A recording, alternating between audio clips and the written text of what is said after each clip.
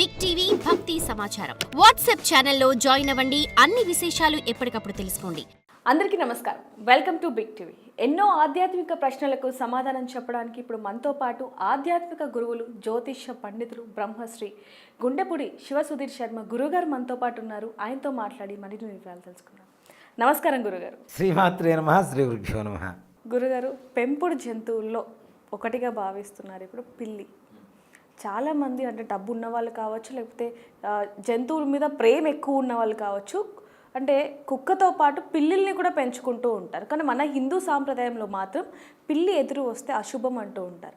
మరి చాలామంది ఇళ్లలోనే పిల్లిని పెంచుకుంటూ ఉంటారు. సంతానాన్ని కూడా అంటే చాలామంది ఒక 5-6 మంది పిల్లిని కూడా పెంచుకుంటూ ఉంటారు. మరి దానివల్ల ఏం తప్పు ఉండదు అంటారు? ఇక్కడ పాశ్చాత్య సంస్కృతి అని చెప్తా. ఇది మన సంస్కృతి కాదు.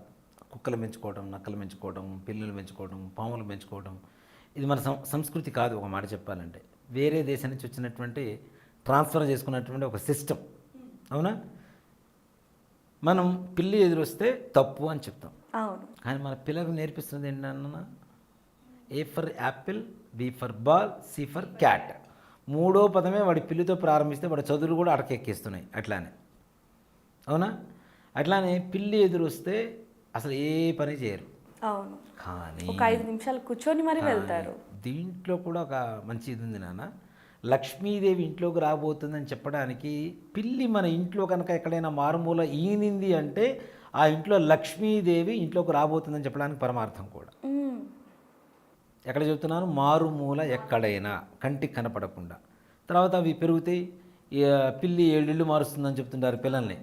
ఒక్కోసారి పెడుతూ ఉంటుంది. అంటే సేఫ్టీ కోసం. అదేం లక్షణం కాదు. ఎక్కడొచ్చి కుక్కలు తింటాయో, ఏం చేస్తాయో అనే భయంతో సేఫ్టీ కోసం ఒక చోటకి ప్లేస్ మారుస్తూ ఉంటుంది. ఇప్పుడు ఒక చోట తల్లి పిల్లి పిల్లలు ఉన్నాయి.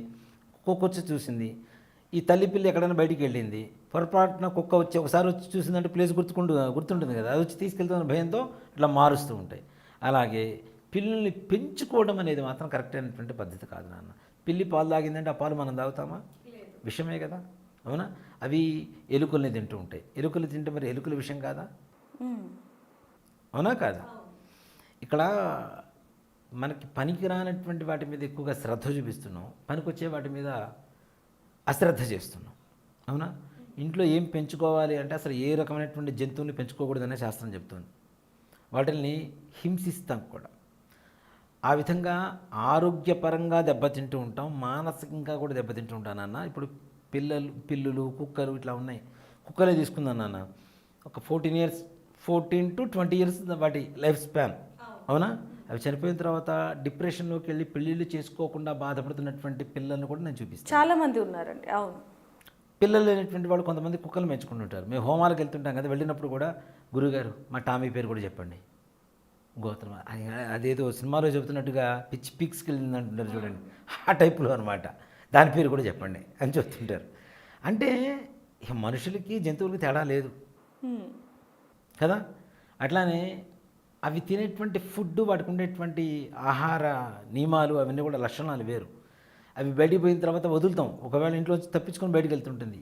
ఏం తినాలి ఏం తినకూడదు అనేటువంటి విచక్షణ జ్ఞానం ఉండదు. అవి తినొస్తాయి.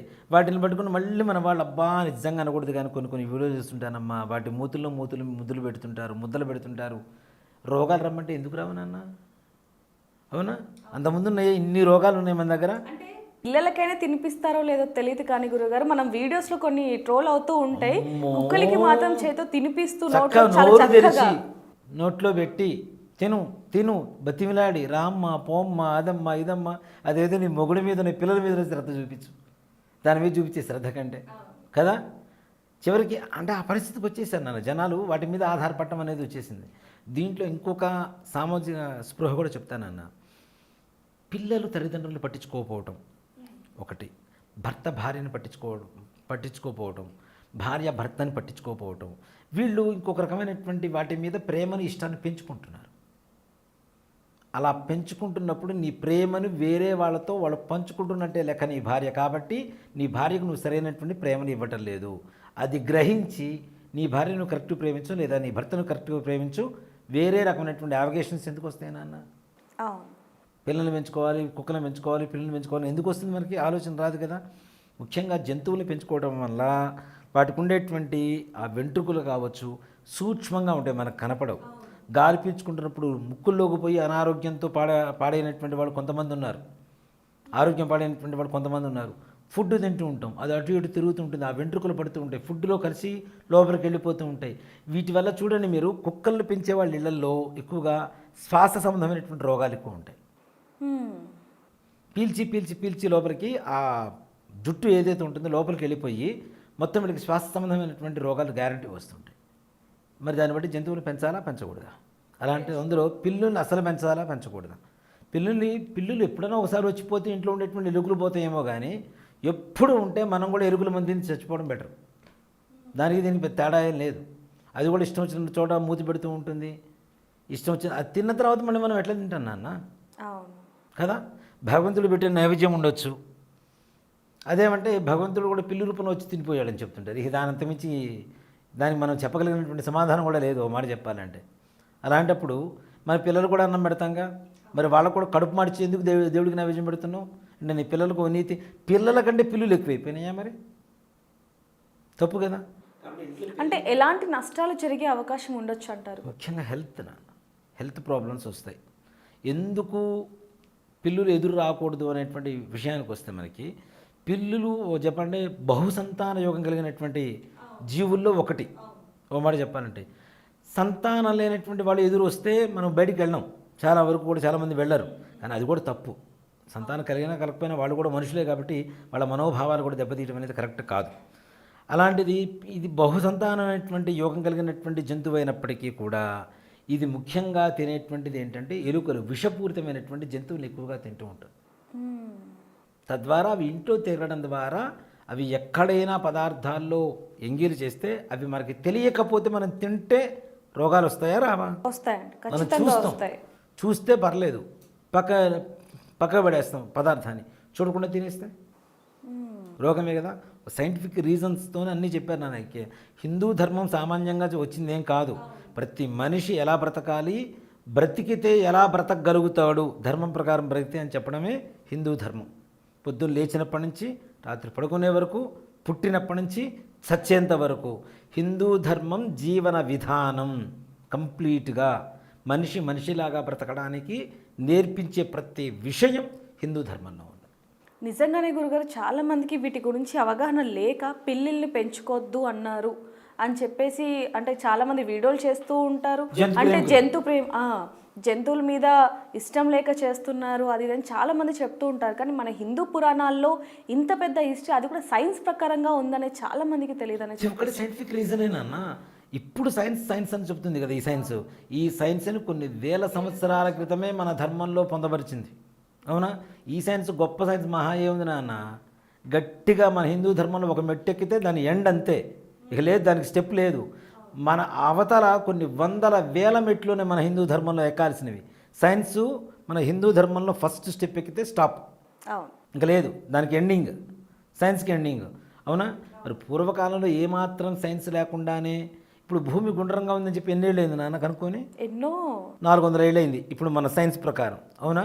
మరి కొన్ని వేల సంవత్సరాల క్రితం మనం చెప్పడం జరిగింది కదా, వరాహమూర్తి భూమిని ఎత్తుకున్నట్టుగా ఎట్లా చెక్కారు నాన్న? అది రౌండ్గా ఉంటుంది కదా. మరి వరాహమూర్తి ఎత్తుకున్నది మరి నీ సైన్స్ చెప్పిందా నా సైన్స్ చెప్పిందా? వరాహమూర్తి భూమిని పైకి ఎత్తాడని చెప్పి, గుండ్రంగా ఉందని చెప్పి, అవునా. ఇవాళ రోజున కట్టమనండి సైంటిఫిక్గా టెంపుల్స్, మన టెంపుల్స్ ఉన్నట్టుగా. మీరు మన ఇక్కడ హంపీకి వెళ్తే ఒక స్తంభం ఉంటుంది నాన్న. స్తంభం భూమికి ఆనదు, ఆకాశానికి అంటుకోదు, అంటే పైన ఎక్కడ టాప్కి అంటుకోదు, భూమికి అంటుకోదు. కింద నుంచి టవర్ ఇట్లా తీస్తే బయటకు వచ్చేస్తుంది. అవునండి. మరి అది ఎట్లా కట్టగలిగారు? మన ఛాయా సోమేశ్వర ఆలయం ఎంతో దూరం అక్కర్లా, మన తెలంగాణలో ఉన్న ఛాయా సోమేశ్వర ఆలయం ఉంది. ఏ స్తంభం నీడ ఇంతవరకు దేవుడి మీద పడుతుందో ఎవరికీ తెలియదు. ఛాయ అంటే షాడో కదా, ఆ షాడో శివలింగం మీద పడుతుంది, ఏదో ఒక స్టోన్ది పడుతుంది, ఏదో ఒక స్తంభం, కానీ ఏది అనేది మాత్రం ఇంతవరకు కనుక్కోలేకపోయారు. మరి ఇప్పుడు ఎప్పటి సైన్స్ అది? కొన్ని వందల సంవత్సరాల క్రితం సైన్సే కదా, అవునా. ఏమీ పరికరాలు లేకుండానే సూదిలో దారం పట్టేంత సందు ఎట్లా చెక్కారు నాన్న విగ్రహాలతో. అవును. పులి నోట్లో బాల్ ఉంటుంది, అది బయటికి రాదు, అది ఎట్లా చెక్కారని ఎవరికి అర్థం కాదు. మరి ఇవన్నీ ఎంత గొప్ప సైన్స్ ఉంది నాన్న అప్పట్లోనే. మీరు బేలూరు అని కర్ణాటకలో ఊరు ఉంటుంది నాన్న, అక్కడ పోయి చూడండి. మీకు ఒక గైడ్ని తీసుకోండి, నిజంగా కావాలంటే ఒక వీడియో చేయండి, చాలా మంచిగా ఉపయోగపడుతుంది జనాలకి. ఇప్పుడు చెప్తున్నటువంటి సైంటిస్టులు, నాస్తికవాదులు వీళ్ళందరికీ చెప్పుతో కొట్టినట్టుగా సమాధానం చెబుతుంది అక్కడ ఉన్న శిల్ప సంపద. పూర్వకాలంలో మేకప్ కిట్లు ఎట్లా ఉన్నాయో శిల్పాల్లో ఉన్నాయి, ఎలా మేకప్ అయ్యేవాళ్ళో శిల్పాల్లో ఉన్నాయి, ఎంతమంది వాళ్ళకి అసిస్టెంట్లు ఉంటారో, ఏ అసిస్టెంట్లు ఏ రకమైనటువంటి పనులు చేస్తుంటారో, ఎలాంటి సైకిల్ ఎలా ఉంటుందో, మోటార్ వాహనాలు ఎలా ఉంటాయో అప్పట్లోనే కొన్ని వందల సంవత్సరాల క్రితమే శిల్పాలు చెక్కొంచారు. ఎలా సాధ్యమై ఉంటుంది మరి అంటే ఇప్పుడు చెప్తున్నాం కదా మనం కంప్యూటర్ అని కదా, మరి ఇదే కంప్యూటర్ని ఎప్పుడూ ఎదురుగా పెట్టుకొని దర్పణం అని చెప్పి దాన్ని ఒక అవును తయారు చేసిన వాళ్ళు లేరా? మరి విమానాలు ఇప్పటికీ చూస్తుంటారు. మన మధ్య ఒక మూర్ఖుడు చెబుతున్నాడు విమానం కనిపెట్టింది ఈయనే అని చెప్తున్నాడు. మరి పుష్పక విమానం లేకపోతే శ్రీలంకలో రావణాసురుడికి 6 ఎయిర్పోర్ట్లు ఉన్నాయి నాన్న, ఎయిర్పోర్ట్స్ 6 ఉన్నాయి ఆయనవి. ఇప్పటికీ ఏ ఇంజనీర్కి ఆ ఆర్కిటెక్చర్కి అసలు ఎవరికి అర్థం కాని విధంగా అది ఎట్లా కట్టారో అర్థం కావట్లేదు ఎవరికి. మరి అప్పట్లో పుష్పక విమానం లేకపోతే విమానాశ్రయాలు ఏం చేసుకుంటారు వాళ్ళు, ఎందుకు కట్టారు? అవునా?